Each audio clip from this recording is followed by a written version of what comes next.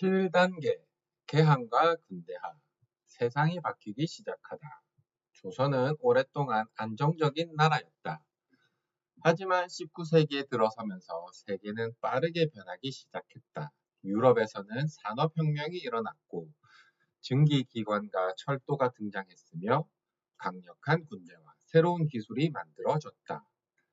나라와 나라의 경쟁도 더욱 치열해졌다. 하지만 조선은 여전히 예전 방식으로 나라를 운영하고 있었다. 변화의 속도를 따라가지 못하고 있었던 것이다. 흥선대원군. 조선은 나라를 안정시키기 위해 흥선대원군을 중심으로 개혁을 추진한다. 흥선대원군은 왕권 강화, 부정부패 척결, 국가재정 정비 등을 추진하였다. 그는 외국 세력이 조선에 들어오는 것을 경계했다. 그래서 외국과의 교류를 제한하는 정책을 펼쳤다. 이를 쇄국 정책이라고 한다. 개항. 하지만 세계의 변화는 막을 수 없었다. 1876년 조선은 일본과 강화도 조약을 체결하게 된다. 이 사건을 계기로 조선은 문을 열게 된다. 이를 개항이라고 한다. 개항은 단순히 항구를 여는 것이 아니다. 외국과 본격적으로 교류를 시작하는 것을 의미한다. 새로운 문물의 등장. 개항 이후 조선에는 새로운 것들이 들어오기 시작했다. 예를 들면 전신, 전화, 철도, 신문, 서양의학 등이다. 사람들의 생활 방식도 조금씩 바뀌기 시작했다. 세상은 더 이상 조선만의 세상이 아니었다. 갑신정변. 일부 젊은 개혁가들은 생각했다. 조선을 빠르게 바꾸어야 한다. 그들은 일본의 근대화를 보고 조선도 개혁해야 한다고 주장했다. 1884년 이들은 정권을 바꾸려 시도한다.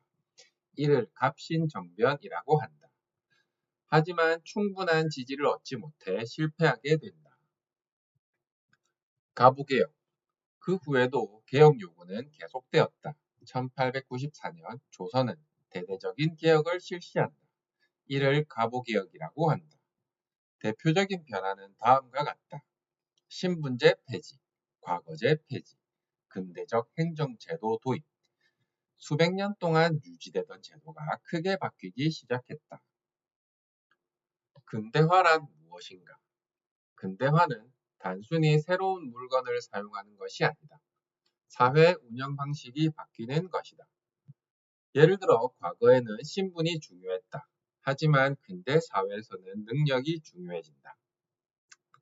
과거에는 왕이 모든 것을 결정했다. 하지만 점차 법과 제도가 중요해진다.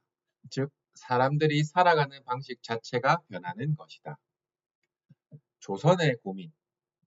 당시 조선은 매우 어려운 선택을 해야 했다. 문을 닫고 전통을 지킬 것인가? 문을 열고 변화를 받아들일 것인가? 너무 늦게 변하면 뒤처질 수 있고 너무 급하게 변하면 혼란이 생길 수 있다. 조선은 그 사이에서 많은 고민을 하게 된다. 왜 중요한가? 11단계는 한국사에서 매우 중요한 전환점이다. 고조선부터 이어진 전통 사회가 끝나고 근대 사회로 들어가기 시작하는 시기이기 때문이다. 오늘날 우리가 살아가는 사회의 많은 제도도 이 시기에 뿌리를 두고 있다. 11단계 핵심. 19세기 세계는 빠르게 변화하고 있었다. 조선은 개항을 통해 세계와 연결되었고 갑신정변과 가부개혁을 통해 근대화를 시도하였다. 변화는 선택이 아니라 생존의 문제였다. 질문.